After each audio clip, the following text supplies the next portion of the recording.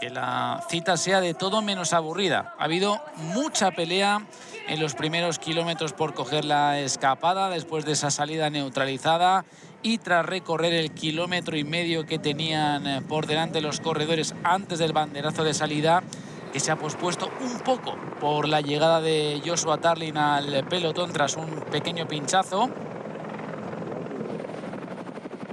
Y como anticipábamos, los escarceos que desde el primer momento llegaban desde el pelotón en esta ciudad de Al Ain, dentro del Emirato de Abu Dhabi. Caídas también que han provocado abandonos entre los implicados. Joshua Tarling, abandonos de Niklas Behrens, de Arvin De Klein y también de Chris Froome, que son los 3 corredores que fueron asistidos rápidamente por las ambulancias de carrera y que se sumaban, por cierto, a los abandonos de Matteo Malucelli, que no salió, al igual que Carlos Rodríguez, que, ojo, y esta es la noticia en clave nacional, por así decirlo, padece una fractura de clavícula.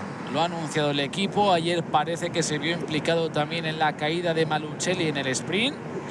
Quedó todo así un poco en la duda porque no ofrecieron más repeticiones, pero desgraciadamente afectó a Carlos Rodríguez Cano, al ciclista de Almuñécar, que padece una fractura de clavícula y que va a tener que estar alejado de los terrenos de juego del ciclismo, que no son otros que la carretera, en las próximas semanas.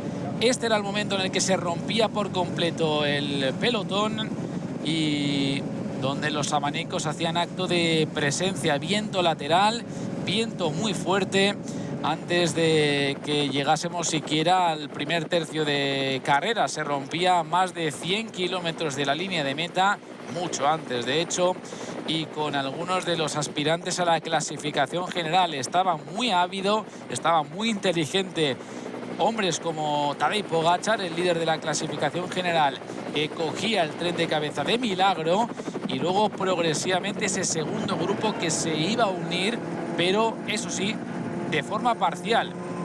Cogían el tren hombres como Joshua Tarling, como Iván Romeo, como Fischer Black, como Giulio Ciccone, Pello Bilbao, Harold Tejada, Oscar Olli, pero no hacían o no conseguían coger ese tren de cabeza ciclistas como Jay Vine, como Lennart Van Evel, como George Steinhauser o como Michael Storer, que son los grandes damnificados de esta jornada. Así que la pelea que está abierta ahora mismo. En cuanto recuperemos las imágenes en directo, veréis que la situación es preocupante para los de atrás, porque la distancia se ha aumentado ya casi hasta los 2 minutos.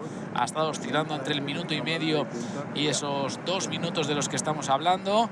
Un grupo donde también tenemos a Jonathan Milan, que antes había formado parte de un grupo de otros 11 ciclistas que se habían desmarcado antes de los abanicos, y es de hecho el gigantón italiano el que se hacía con ese sprint intermedio que le valía para llevarse casi de forma matemática la clasificación de la regularidad de ese maillot verde que por el momento ostenta y que ya porta desde hace unos cuantos días. Lo mismo ocurre con el maillot negro de George Juric, del serbio, que lograba también matemáticamente la victoria, pasando en esa segunda posición.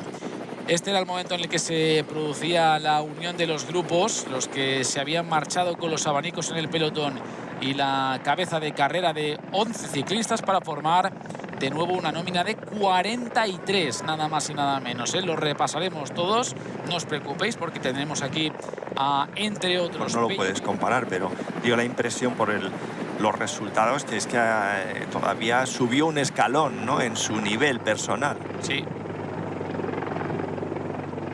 Bueno, Jonathan Milan, que también pasó en el sprint intermedio anterior.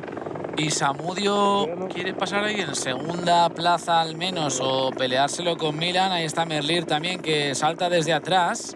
Uy, cuidado, que se la va a pelear, pero vamos, Milan, es que contra Milan poco tienes que hacer, la verdad.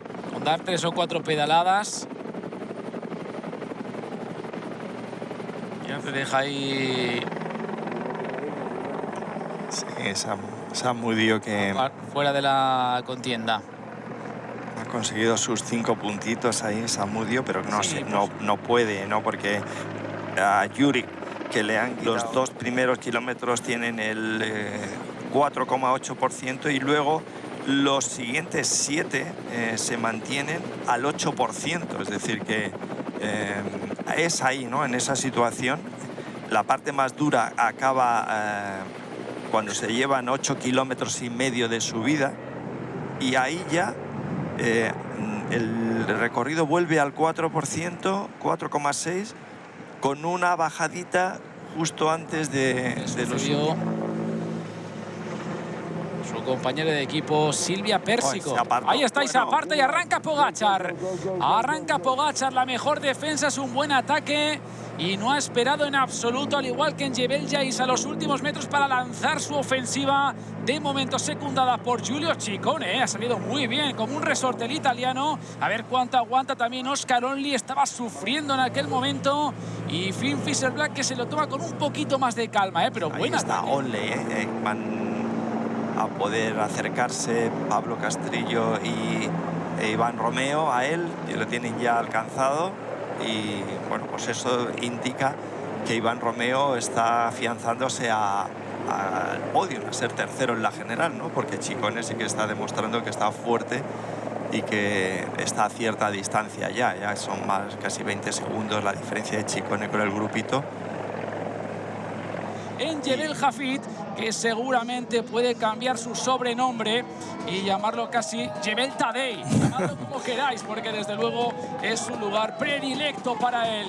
Va a conseguir la victoria, saludando incluso al público con una superioridad estelar de leyenda como lo que es Tadej Pogačar, que gana el UAE Tour y se lleva además la última etapa. Se ha adelantado ahí Giulio Ciccone, que llega pletórico también, con un poquito más de fuerzas que Pello Bilbao. Solo hay un segundo de ventaja en favor, en este caso del italiano, que va a culminar esta actuación con el segundo puesto. Va a ser, por lo tanto, efectivamente, segundo en la etapa y segundo en la general, Giulio Ciccone.